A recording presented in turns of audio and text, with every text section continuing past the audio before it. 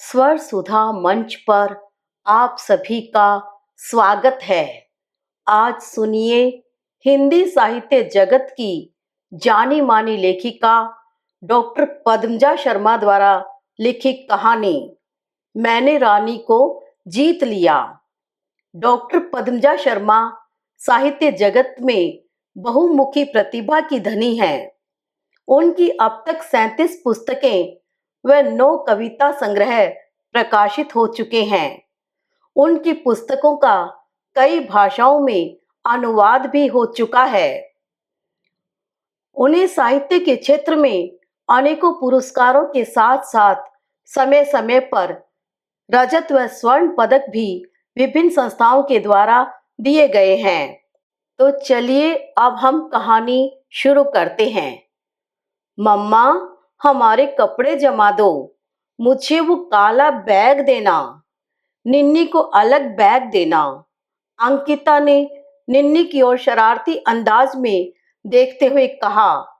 नहीं नहीं, दीदी के साथ ही मेरे कपड़े रखना। उसने कुछ कुछ रूठते हुए कहा। किताबें भी रखूं? मैंने छेड़ा तो अंकिता बोली, no study, no books, no tension, खेलना, खाना, सोना, घूमना, बस। निन्नी हिप हिप हुर्रे कहते हुए मोहल्ले की अपनी सखियों के बीच दौड़ गई, यह सुखद सूचना देने कि वे अपने मौसाजी के साथ कल जयपुर जा रही हैं। बड़े दिनों की छुट्टियां हो चुकी थी। अंकिता और निन्नी को लेने उनके मौसाजी जयपुर से आ गए थे। बेटियां जाने के लिए उत्साहित थी। वहां उनकी हम उम्र अदिति और शिवानी जो थी, उन्हें खुश देखकर मैं भी खुश थी। अंकिता को नया नाइट सूट चाहिए था। अब तक 1 पीस पहन रही थी, अब उसे 2 पीस चाहिए। बड़ी हो रही है। निन्नी को नई बैलीज चाहिए। नर्सों के स्कूल में सांस्कृतिक कार्यक्रम था, वहां भूल आई थी। हम नाइट ड्रेस और बैलीज ले आए। बैग तैयार हो गया। मैंने रात को उनसे कहा, किसी चीज की जरूरत हो तो अभी बता दो, सुबह ला सकते हैं। नहीं, नहीं चाहिए कुछ भी, अंकिता ने कहा। मैंने महसूस किया जो उल्लास अंकिता की आवाज में दोपहर के समय था, वह अब रात को नहीं है। खैर, बच्चे हैं, छुट्टियां हैं, खेलते खेलते थक जाते हैं। नींद आ रही होगी, यूं ही लगा होगा मुझे। कहीं ऐसा तो नहीं कि मैं ही इनके जाने के ख्याल से विचलित हो रही हूं। इस तरह सोच विचार चलता रहा। सुबह मैं हिदायतें दे रही थी। मौसी को तंग मत करना, घर में जो बने खा लेना, बात बात पर आपस में लड़ना मत। हम लोग हर रात को तुमसे फोन पर बात कर लिया करेंगे। ठीक है, अंकिता ने माथे पर सलवटें डालते हुए कहा और तेजी से कमरे से बाहर निकल गई। छोटी मेरे पास बैठी रही। कुछ पल बाद वह मेरे गले में झूल गई और बोली, मम्मा, हमारे बिना आपका मन लग जाएगा? आपको हमारी याद नहीं आएगी? 9 वर्षीय निन्नी ने जब यह कहा तो उसकी आंखों में उदासी के भाव साफ दिख रहे थे। बेटा, तुम घर से घर में ही जा रही हो और 1 सप्ताह की तो बात है। 7 दिन तो पलक झपकते ही निकल जाएंगे। तुम्हारा मन न लगे तो फोन कर लेना, फिर भी न लगे तो मौसाजी को कहना, वे छोड़ जाएंगे। हमारा न लगा तो हम वहां आ जाएंगे। मैंने उसे प्यार से समझाया तो वह बोली, वो बात नहीं मम्मा, मैं तो यह जानना चाहती हूँ कि अपने बच्चों के बिना उनके मम्मा पापा का घर में मन लग जाता है क्या? मैं कुछ कहती उससे पहले उसकी सहेलियां चिड़ियों की तरह चहकती फुदकती हुई चली आई और पूछने लगी, अरे निन्नी, तू सचमुच जयपुर जा रही है? हाँ, उसने इतराते हुए कहा। आज हमारे साथ खेलेगी? सखियों ने पूछा तो खुशी खुशी बोली, हाँ। चलो चलते हैं, खेलते हैं, कहते हुए वह उनके साथ दौड़ गई। मैंने कहा, जल्दी आना। जाने उसने सुना भी कि नहीं। बस 2:30 बजे की थी, 1 बज रहा था। बेटियों ने 11 बजे नाश्ता किया था, अब उन्हें भूख नहीं थी। खाना बस में खाने की बात तय हो गई। उनका ऑर्डर था कि हमारे लिए देशी घी के करारे पराठे और छोटे आलू की जीरा छौंक वाली सूखी सब्जी टिफिन में रख देना। जब मैं खाना पैक कर रही थी, तब अंकिता रसोई में मेरे करीब आकर बोली, मम्मा, मेरे पराठों में नमक मिर्च क्यों नहीं डाला? मैं फीके पराठे नहीं खा सकती।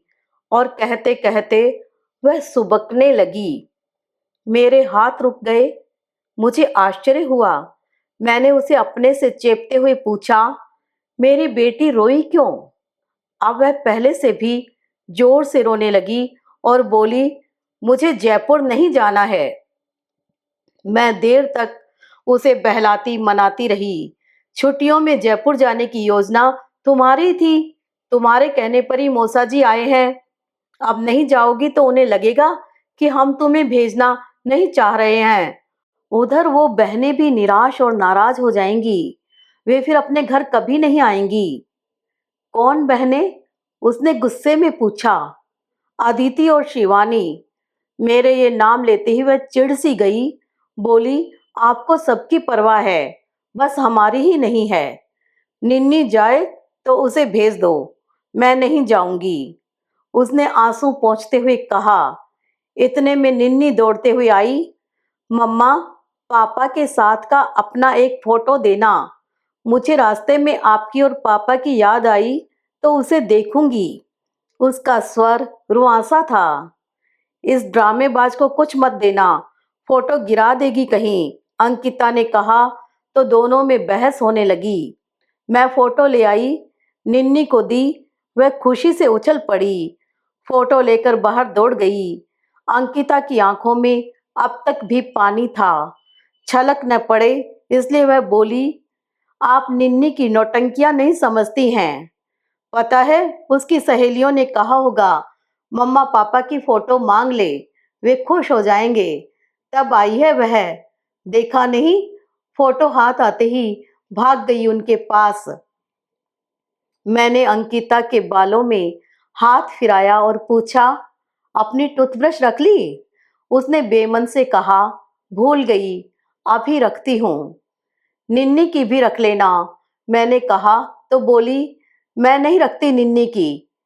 कहो, उसे वह खुद रखेगी, उसे बुलाना नहीं है क्या? 1:45 बज रहे थे। ऑटो रिक्शा आ चुका था। निन्नी कई बार पूछ चुकी थी, पापा हमें बस स्टॉप तक छोड़ने नहीं आएंगे क्या? अंकिता तो नाराज थी ही। बोली, बस पापा को तो अपने ऑफिस की लगी रहती है दिन भर। कोई आए कोई जाए उनकी बला से।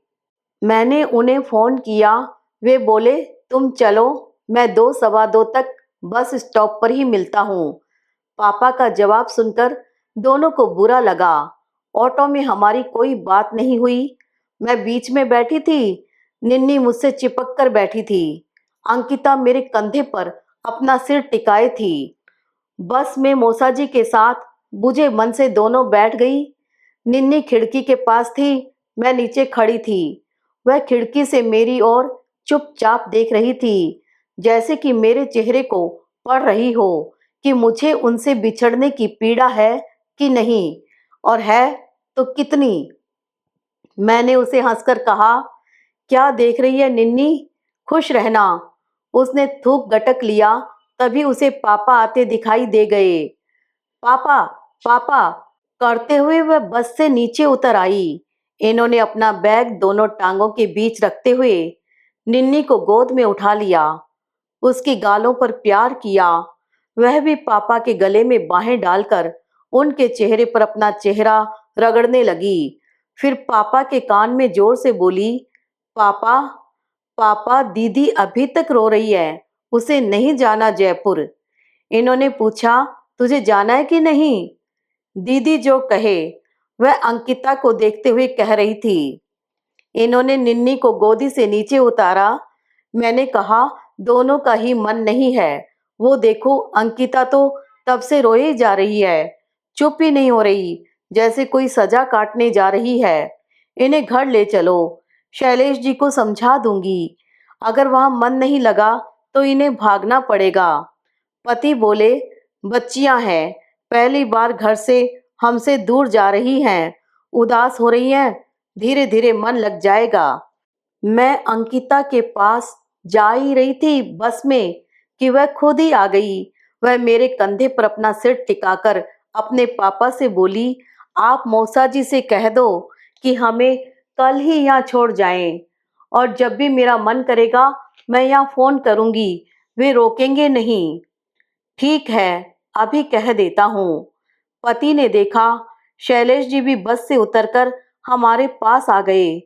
उन्होंने आते ही कहा, अंकिता, निन्नी तुमसे छोटी है, फिर भी हंस रही है, और तुम इससे 4 साल बड़ी होकर भी रो रही हो। देख रहा हूँ ऐसे रोए जा रही हो जैसे ससुराल जा रही हो, गांव की कोई लड़की।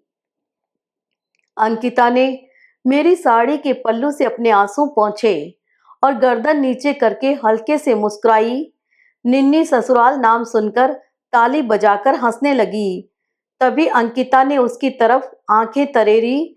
वह मेरी ओट लेकर सहम कर खड़ी हो गई।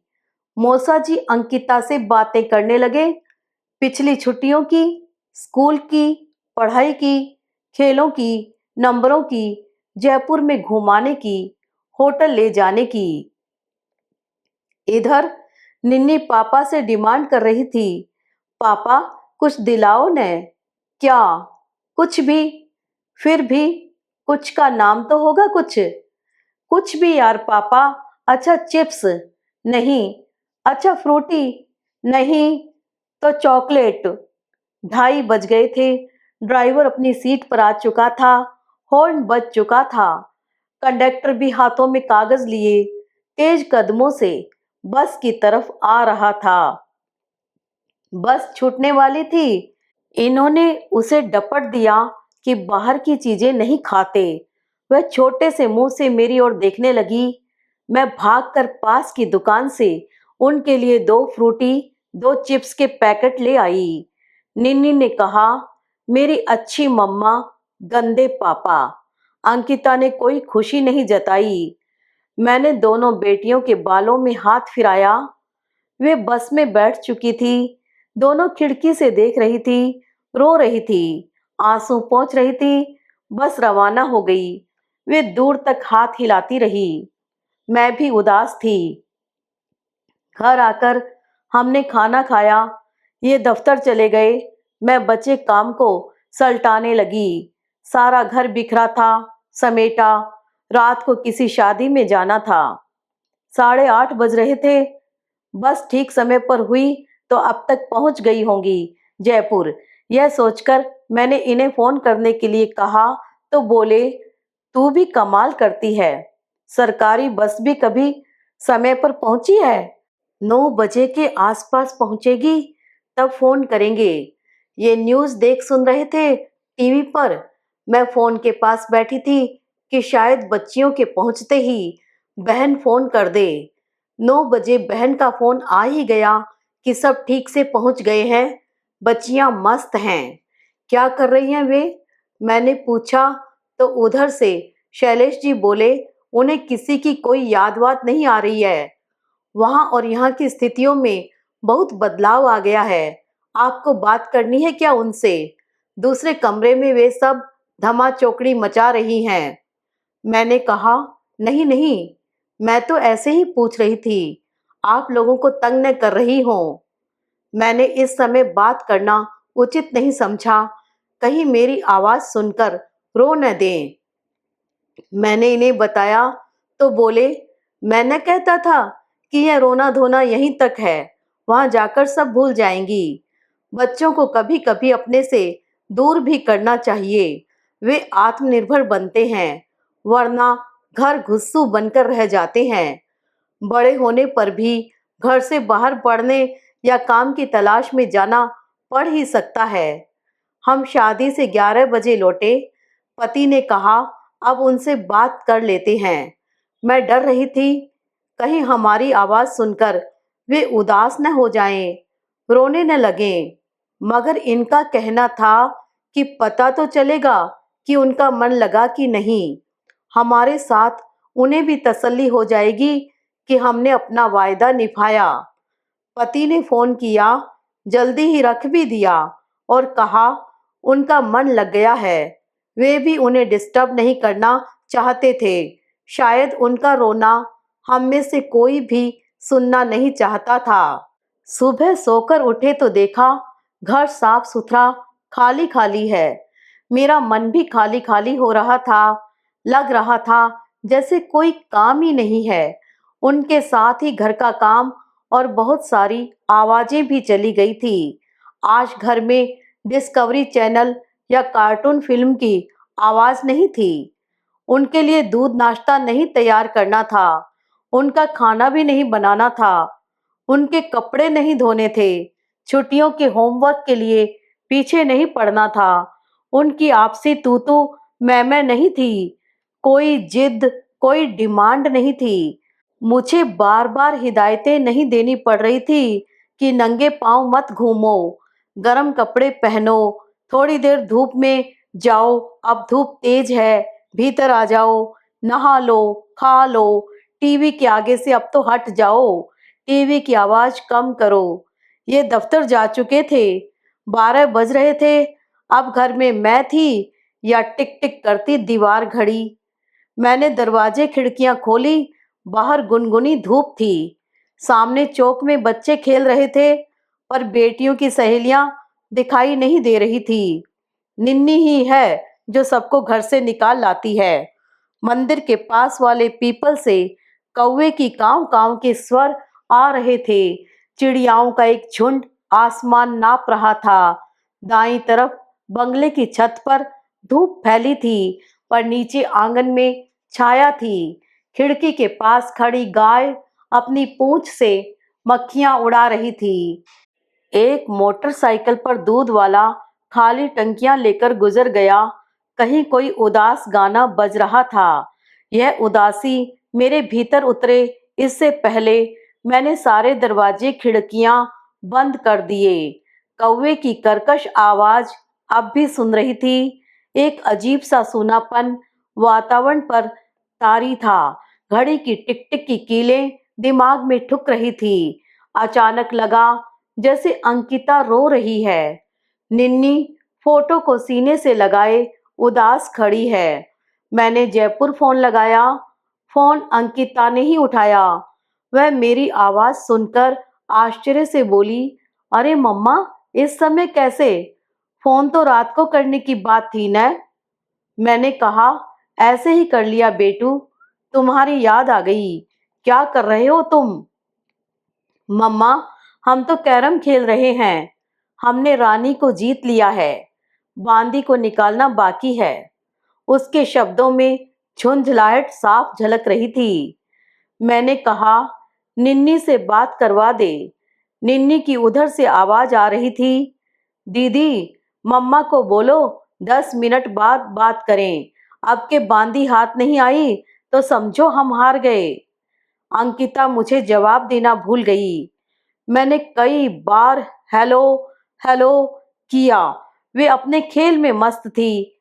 उधर से कोई जवाब देर तक नहीं आया तो मैंने फोन रख दिया। अब मेरी आंखों में आंसू थे।